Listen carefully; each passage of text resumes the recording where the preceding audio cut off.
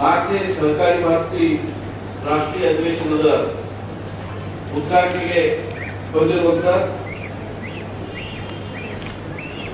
ನಮ್ಮೆಲ್ಲರಿಗೆ ಪರಮಾದರಣೀಯರು ಮತ್ತು ಪೂಜ್ಯರು ಆಗಿರುವಂತ ರಾಷ್ಟ್ರೀಯ ಸ್ವಯಂ ಸೇವಕ ಸಂಘದ ಸಹಸಂಚಾಲಕರಾದಂಥ ಮೋಹನ್ ರಾವ್ ಭಾಗವತ್ ಅವರೇ, ನಮ್ಮ ಕರ್ನಾಟಕ ರಾಜ್ಯದ ಜನಪ್ರಿಯ ಮುಖ್ಯಮಂತ್ರಿಗಳಾದಂಥ ಜಗದೀಶ್ ಶೆಟ್ಟರ್ ಅವರೇ ಮತ್ತು ನನ್ನ ಆತ್ಮೀಯ ಸ್ನೇಹಿತರು ಹಿಂದಿನ ಕೇಂದ್ರದ ಮಂತ್ರಿಗಳಾದಂಥ ಸುರೇಶ್ ಪ್ರಭು ಅವರೇ, ಸಹಕಾರ ಭಾರತೀಯ ಅಧ್ಯಕ್ಷರಾದಂಥ ಸತೀಶ್ ಮರಾಠೆ ಅವರೇ, ರಾಷ್ಟ್ರೀಯ ಸಂಘಟನಾ ಕಾರ್ಯದರ್ಶಿಯಾದಂಥ ವಿಜಯ್ ದೇವಾಂಗನ್ ಅವರೇ, ಈಗ ತಾನೇ ತಮ್ಮೆಲ್ಲರಿಂದ ಇಲ್ಲಿ ಅಭಿನಂದನೆಗಳಿಗೆ ಇನಾಮದಾರ್ ಪ್ರಶಸ್ತಿಗೆ ಭಾಜನರಾದಂಥ ಅಸ್ಸಾಂನಲ್ಲಿ ಅದ್ಭುತವಾದಂಥ ಕಾರ್ಯ ಮಾಡುವಂತ ಪಟೋಳ್ಕರ್ ಅವರೇ, ರಮೇಶ್ ವೈದ್ಯ ಅವರೇ, ಕೊಂಕೋಡಿ ಪದ್ಮನಾಭ ಅವರೇ, ಮಂಜುನಾಥ್ ಅವರೇ, ಮಂತ್ರಿಗಳೇ ಮತ್ತು ಸಹಕಾರ ಭಾರತಿಯಿಂದ ಭಾರತದ ಬೇರೆ ಬೇರೆ ಭಾಗಗಳಿಂದ ಮೂಲ ಮೂಲೆಗಳಿಂದ ಬಂದಂತ ಎಲ್ಲ ಸಹಕಾರ ಭಾರತೀಯ ಪ್ರಮುಖರೇ, ನಿಮ್ಮೆಲ್ಲರಿಗೆ ಬೆಂಗಳೂರಿನ ಲೋಕಸಭಾ ಸದಸ್ಯನಾಗಿ ನಾನು ಹೃತ್ಪೂರ್ವಕವಾಗಿ ಸ್ವಾಗತವನ್ನು ಕೋರ್ತಾ ಇದ್ದೇನೆ. ನಾನು ಶುರುವಾತಿನಲ್ಲಿ ಕನ್ನಡದಲ್ಲಿ ನಿಮಗೆ ಸ್ವಾಗತವನ್ನು ಕೋರಿರುವುದು ನಿಮ್ಮೆಲ್ಲರಿಗೆ ತಲುಪಿದೆ ಅಂತ ಭಾವಿಸಿದ್ದೇನೆ, ಹಿಂದಿ ಭಾಷಿಕರಿಗೂ ತಲುಪಿದೆ ಅಂತ ಭಾವಿಸಿದ್ದೇನೆ. ಆ ಹಿನ್ನೆಲೆಯಲ್ಲಿ ನಾವು ನಿಮಗೆ ತಲುಪಿದೆ ಅಂತ ನಿಮ್ಮ ಭಾವನೆಗಳನ್ನು ಪ್ರತಿನಿಧಿಸಲಿಕ್ಕೆ ಒಂದು ಜೋರಾಗಿ ಸಹಕಾರ ಭಾರತೀಯ ಯಶಸ್ಸಿಗೆ ಕರ್ತಾಂಡ ಮಾಡಬೇಕು ಅಂತ ನಾನು ವಿನಂತಿಸಿಕೊಳ್ತಾ ಇದ್ದೇನೆ.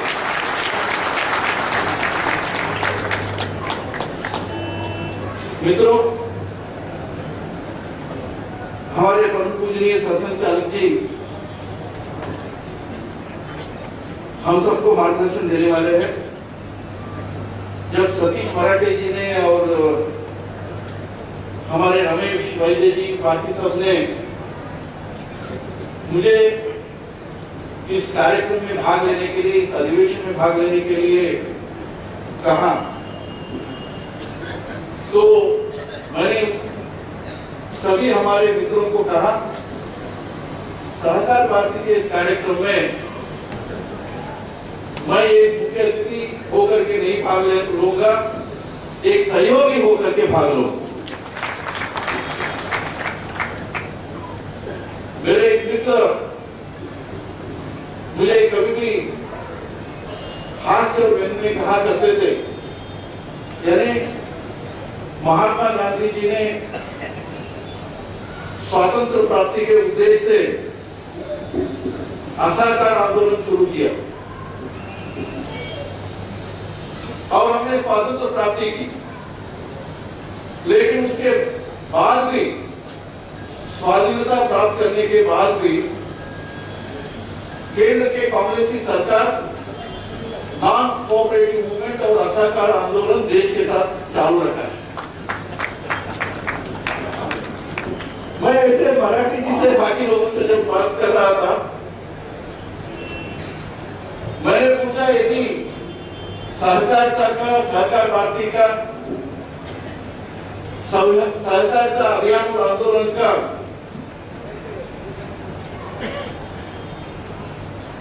पहला संकट क्या है, तो सबने कहा सरकार की नीतियां. यदि सरकार की नीति सहकारिता के साथ होगी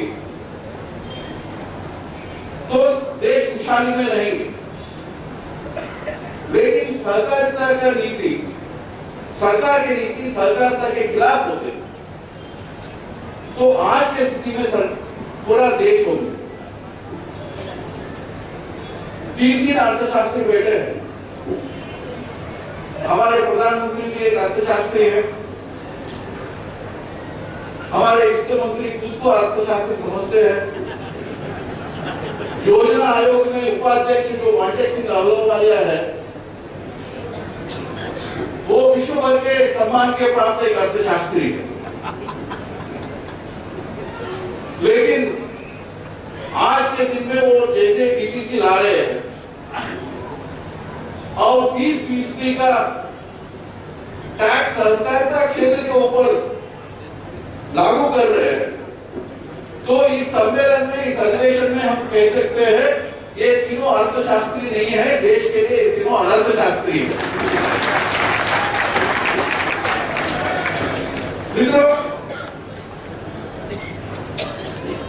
सहकारिता के बारे में मराठे जी ने आपके सामने विषय रख चुके हैं, लेकिन मैं ऐसे ही सोच रहा था और आप सबसे भी आग्रह करूंगा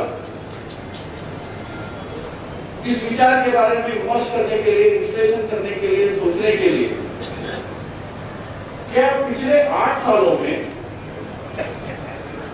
जो समाज सेवी संगठन है, यानी सहकारिता संगठन हो सकते हैं देश भर के, यानी देश में ऐसे 6 लाख सहकारिता संगठन है, दूध की, शक्कर की, क्रेडिट कोऑपरेटिव सोसाइटी, मच्छी मारों की, यानी जो कृषि आधारित, पूरा हमारे जनजीवन, देश के 120 करोड़ आबादी के जनजीवन सहकारिता के ऊपर निर्भर है।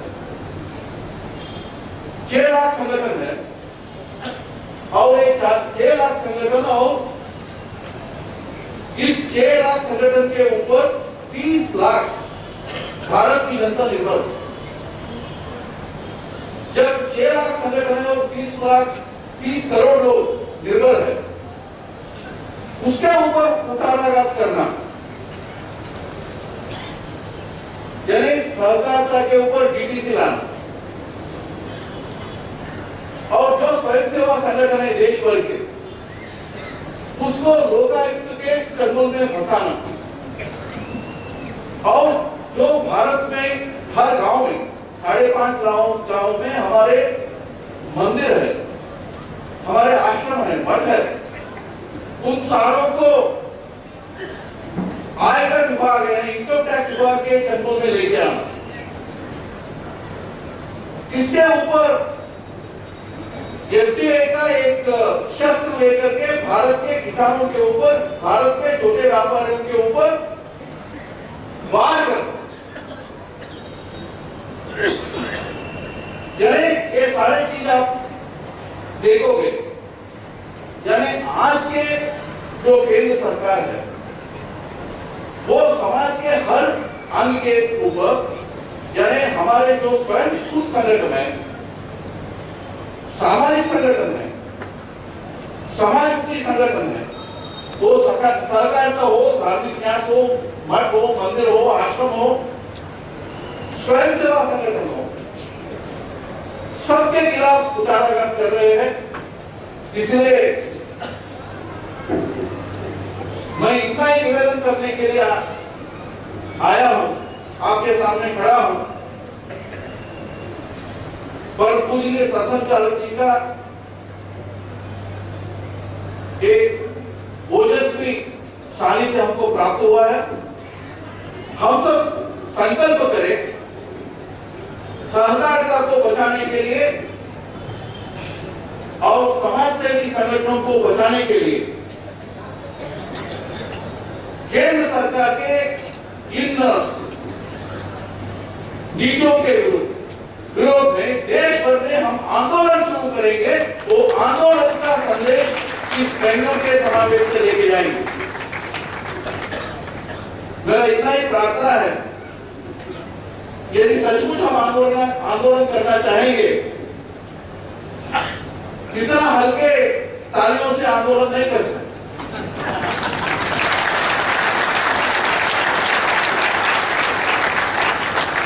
मंच पर जो विराजमान है उन महानुभावों को भी प्रेरणा मिलना चाहिए। ऐसे जोरदार तालियां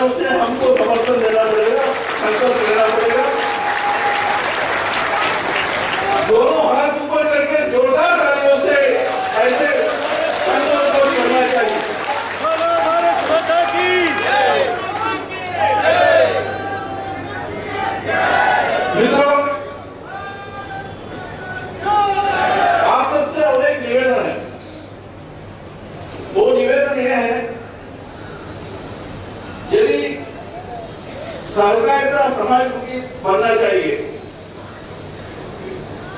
और सरकार के राजनीति के चंगुल में फंसना नहीं चाहिए, तो और एक संकल्प लेना पड़ेगा। वो बहुत ही मुश्किल और कठिन संकल्प है। वो संकल्प ये है, हम हमारे सहकारी संगठनों का राजनीतिकरण नहीं करने देंगे।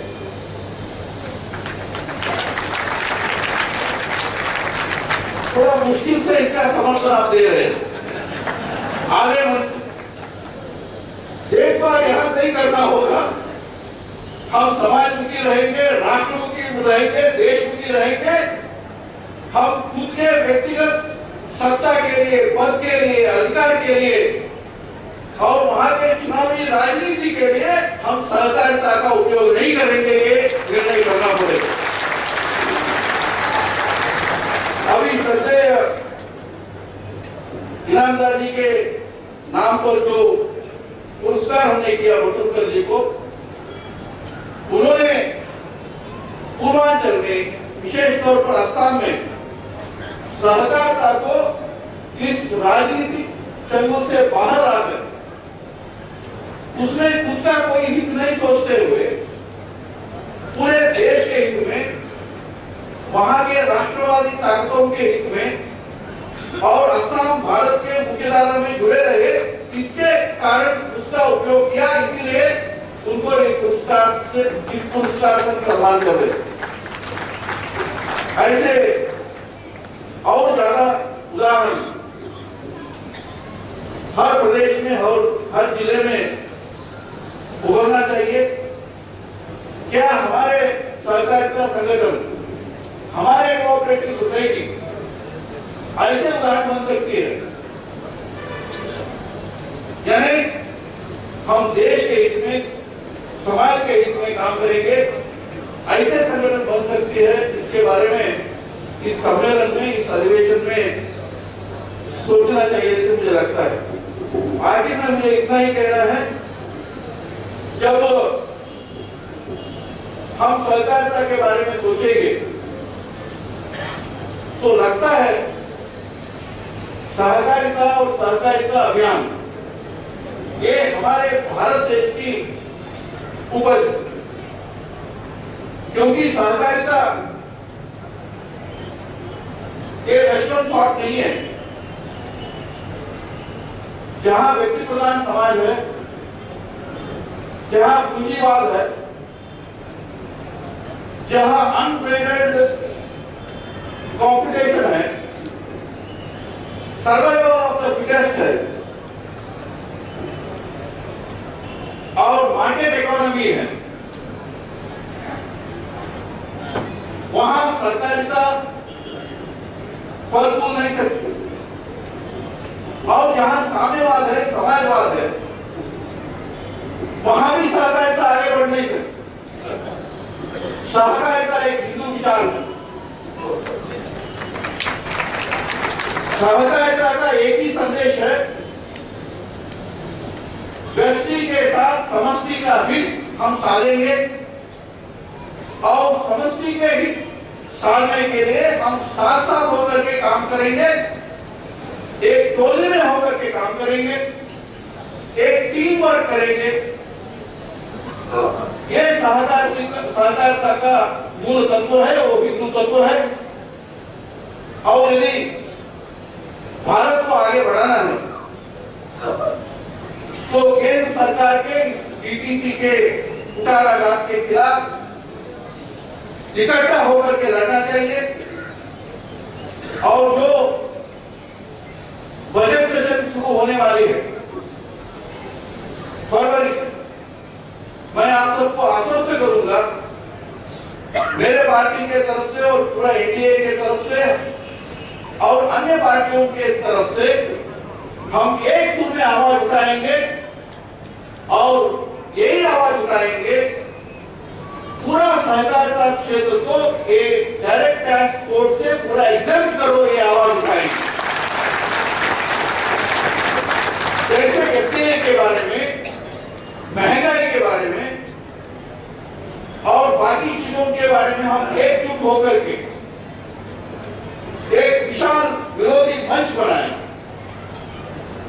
वैसे इसके बारे में भी हम करने वाले हैं। बाहर से पाकिस्तान ललकारने की चेष्टा कर रही है, अंदर से हमारे देश के गरीबों के आर्थिकता के बारे में, ग्रामीण अंचल के आर्थिकता के बारे में, हमारे रोजगार के बारे में, हमारे आम जनता की जीवन धारा के बारे में ऐसे उसके खिलाफ काम करने के नीतियां केंद्र सरकार अपना रही है। और एक बार हम एक ही स्वर से आने वाले साल आगे बढ़ना चाहिए और सरकार इसको पूरा वापस ले और सरकार, केंद्र सरकार लोकसभा में और राज्यसभा में देश को आश्वस्त करे, सहकारिता को आश्वस्त करे। हम डीटीसी में जो सहकारिता के ऊपर आयकर लगाने का, लादने का हमने सोच रखा है, वो सोच को पूरा रोलबैक करेंगे, वापस लेंगे। ऐसे सरकार पूरा देश को आश्वस्त करे, तब तक हम संघर्ष करते रहेंगे। इसी संकल्प हम सब दोहराए। सबको बहुत बहुत धन्यवाद। जय हिंद, जय कर्नाटका, जय सहकारिता। अभी माननीय मुख्यमंत्री